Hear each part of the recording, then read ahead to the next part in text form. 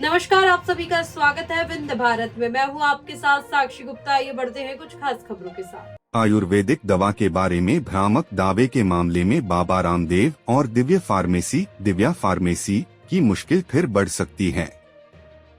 केरल की एक अदालत ने अंग्रेजी और मलयालम समाचार पत्रों में भ्रामक विज्ञापन प्रकाशित करने के एक मामले में इनके खिलाफ जमानती वारंट जारी किया है। यह वारंट दिव्य फार्मेसी और उसके सहसंस्थापक बाबा रामदेव तथा इस कंपनी प्रबंध निदेशक आचार्य बालकृष्ण के खिलाफ है। लाइव लॉ की एक रिपोर्ट के अनुसार बाबा रामदेव के खिलाफ वारंट बीते 16 जनवरी को जारी हुआ है।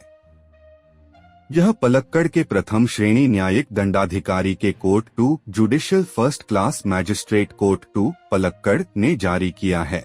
इस मामले में अगली तारीख 1 फरवरी 2025 लगाई गई है। उल्लेखनीय है कि दिव्य फार्मेसी पतंजलि आयुर्वेद की एक एफिलिएट कंपनी है।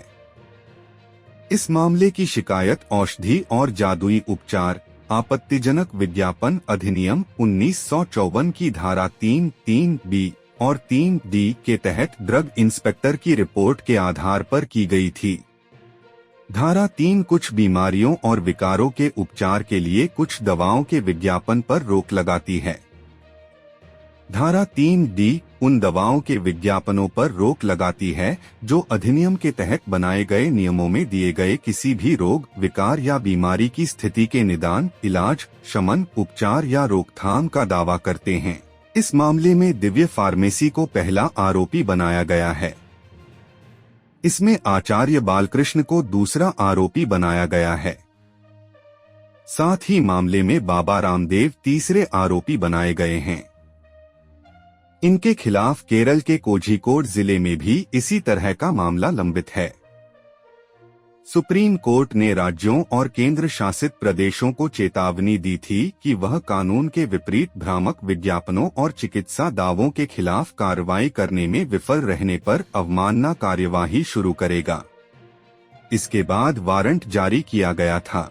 सर्वोच्च न्यायालय आधुनिक या एलोपैथिक चिकित्सा को लक्षित करने वाले भ्रामक दावों और विज्ञापनों के बारे में भारतीय चिकित्सा संघ (IMA) द्वारा दायर याचिका पर सुनवाई कर रहा था। एलोपैथी जैसी आधुनिक चिकित्सा प्रणालियों के खिलाफ भ्रामक विज्ञापन प्रकाशित करने के लिए पतंजलि आयुर्वेद उत्पाद सुप्रीम कोर्ट की जांच के दायरे में थे। बाद में कोर्ट ने पतंजलि आयुर्वेद को ऐसे भ्रामक विज्ञापन प्रकाशित करने के लिए अवमानना नोटिस जारी किया जो एलोपैथी का अपमान करते हैं और कुछ बीमारियों के इलाज के बारे में झूठे दावे करते हैं।